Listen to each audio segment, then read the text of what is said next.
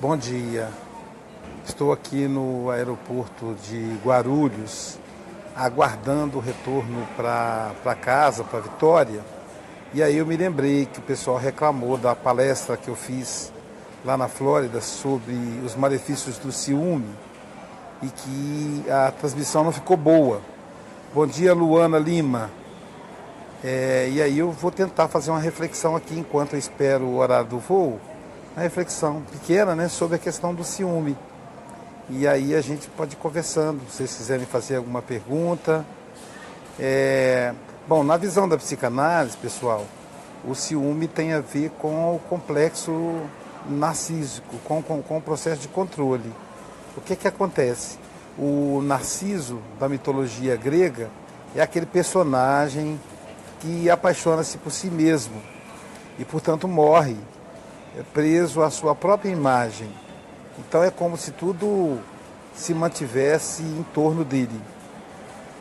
Dessa maneira, o complexo narcísico é quando nós, de um lado, queremos possuir tudo para nós e, de outro lado, invejamos o que o outro possui, que como crianças, como seres egocêntricos, achamos que pertence a cada um de nós.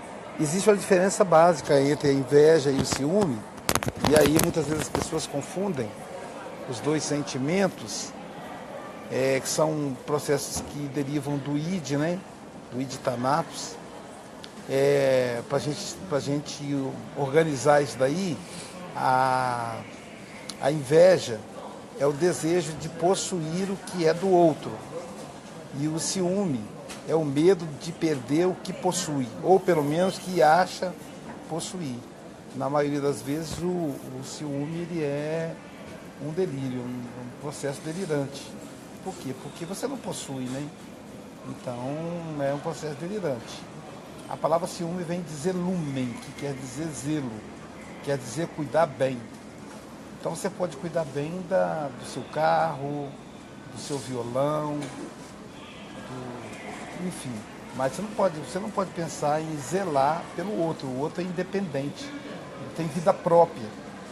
E todas as vezes que a gente quer controlar o outro, a gente delira. Porque sequer a gente consegue se controlar. O grande desafio é o nosso controle, né? E quando tentamos nos controlar, a gente adoece. Imagina quando tentamos controlar o outro. Aqui no aeroporto tem um barulho característico, Luana. Eu estou usando o fone de ouvido, mas se o som não estiver bom, você fala, porque eu estou transmitindo daqui pela primeira vez, né? Então, o ciúme é esse complexo narcísico. A base afetiva, nossa, é o amor e o ódio. E dessa base afetiva nasce o id. O id, que é o nosso processo criador, existem dois, o id eros, que é o id da vida, o id do sexo, e o id thanatos, que é o id da morte. E desses dois ids derivam os sentimentos. E aí a inveja e o ciúme derivam de thanatos, portanto, são elementos destrutivos, são fugas da realidade objetiva. Então o ciumento, ele delira, ele foge da realidade objetiva. Então, as desconfianças dele, as desconfianças do ciumento são sempre descabidas.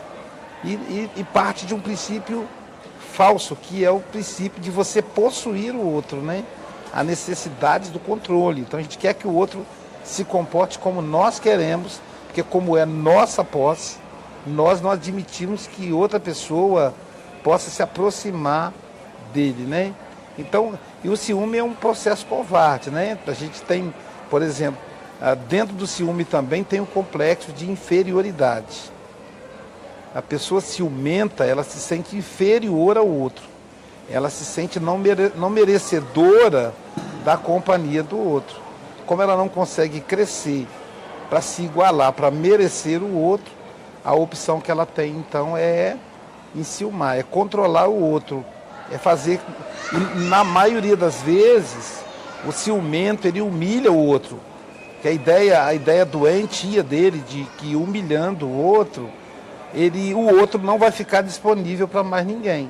Então, por exemplo, como as mulheres têm, aquelas mulheres que têm complexo com o próprio corpo, o marido vai dizer, sua gorda, você está muito gorda, né?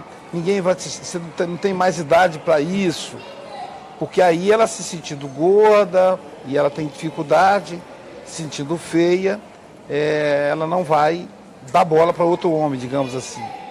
Então, normalmente a pessoa humilha o outro, né?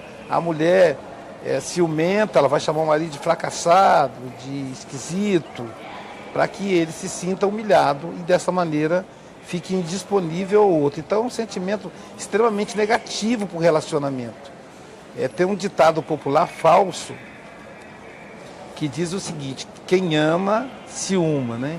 Que o ciúme seria uma manifestação de amor. Olha, o ciúme é manifestação de posse, não é manifestação de amor. Amor é respeito, é companheirismo. E quando você desconfia, quando você quer cercear o movimento do outro, isso não é amor, isso é posse. Isso faz mal aos dois. Uma vez eu vi uma frase dessas de autossugestão que dizia o seguinte: ciúme, o cupim do casamento. Achei genial. O cupim do casamento, a ferrugem do casamento. Então, se o casamento é de madeira, o cupim é o ciúme. Quer dizer, como é que funciona a questão do... Você tem, por exemplo, um móvel na sua casa, uma porta. Eu morei numa casa que eu tinha uma porta do quarto. Certa vez eu fui bater na porta do quarto e minha mão passou direto. Porque a porta estava toda corroída por dentro, estava toda oca, que ela tinha sido devorada pelos cupins. Então o ciúme faz isso com o casamento, né? Ele devora o casamento por dentro, né? Então não é um sentimento saudável. Todos nós somos ciumentos, faz parte da nossa estrutura psicológica que ainda precisa amadurecer. A única diferença é quando nós temos consciência desse ciúme. E aí percebemos, e aí tentamos nos controlar para não dar vexame, nos envergonhamos quando nos percebemos ciumento, né? Então, agora tem pessoa que não percebe e tem outras que, mesmo percebendo, acham isso uma virtude, que é um problema. Então, quando a gente percebe e se envergonha, a gente pode combater. E a gente pode perceber como é desconfortável ser objeto do ciúme quando alguém sente ciúme de nós, né? A desconfiança, né? Enfim, o desequilíbrio emocional. Normalmente o ciumento ele é muito desequilibrado emocionalmente, porque o sentimento vai afetar as emoções, então vai provocar alterações no corpo. Bom dia, Lito, tudo bem, meu amigo? O Lito diz assim: estou na sua cola, meu amigo. Vou usar esse material para fazer um estudo sobre sentimentos. Se você permitir, é lógico. Um grande abraço apertado. Para você também, Lito é lá de...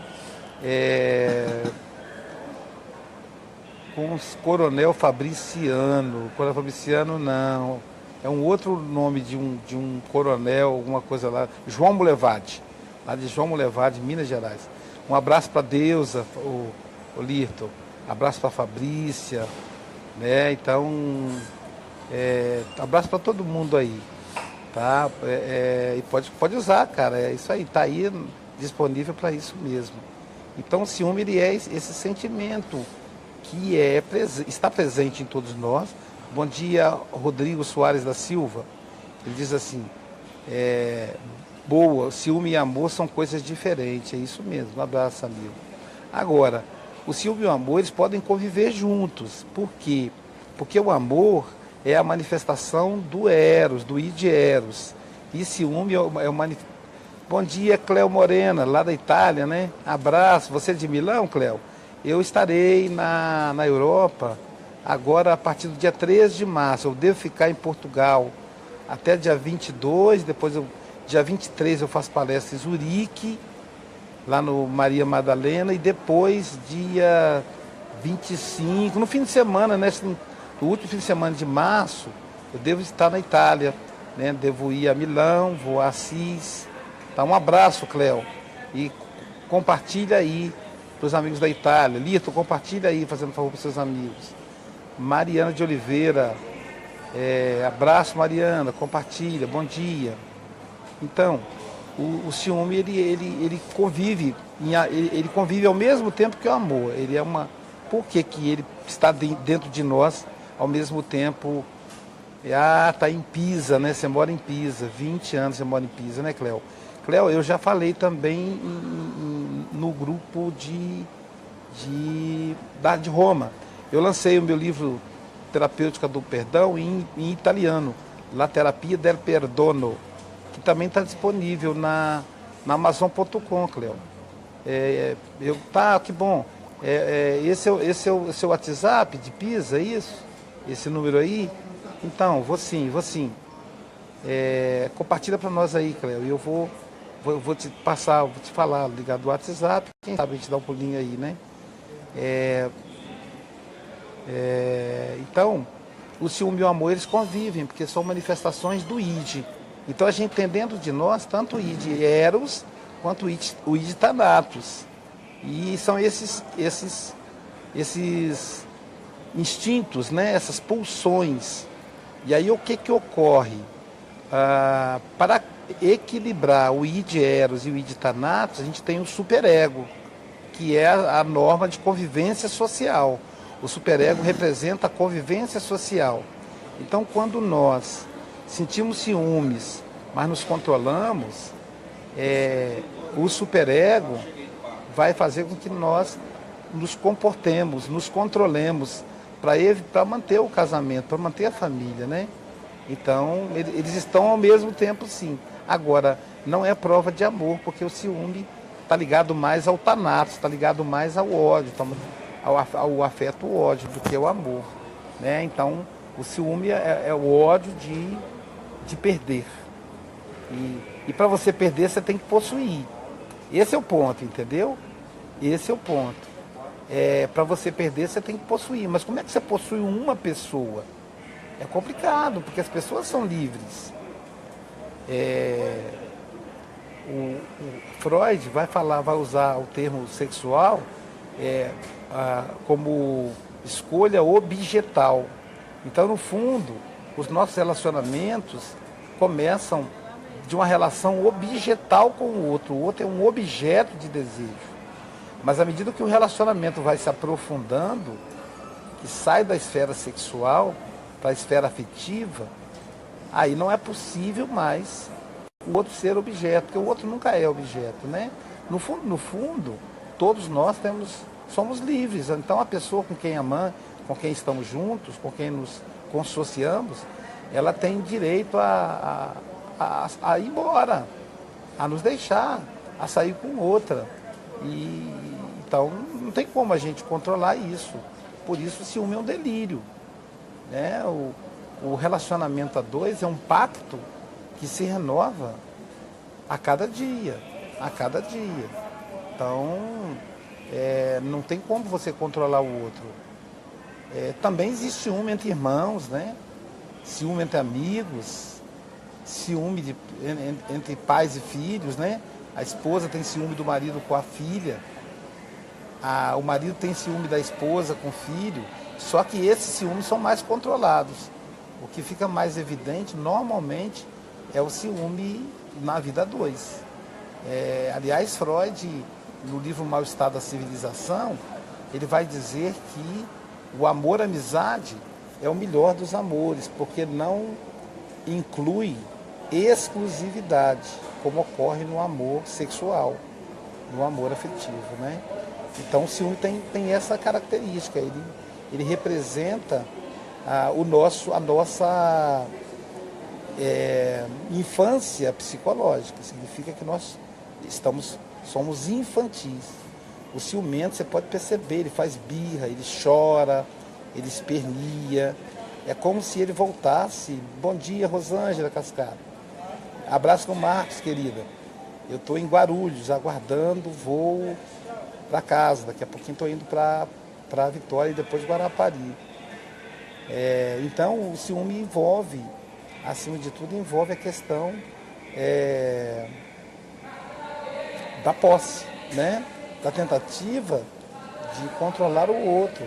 E o outro é alguém e não um objeto, né? Bom dia, Érica. Bom dia, Márcio José Passos.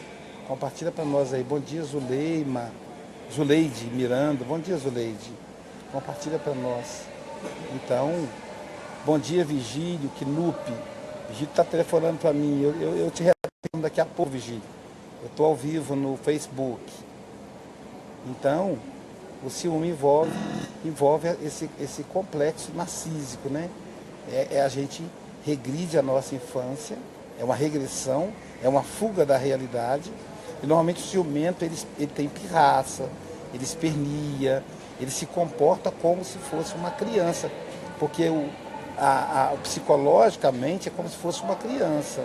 Naquele momento ali é uma criança egocêntrica.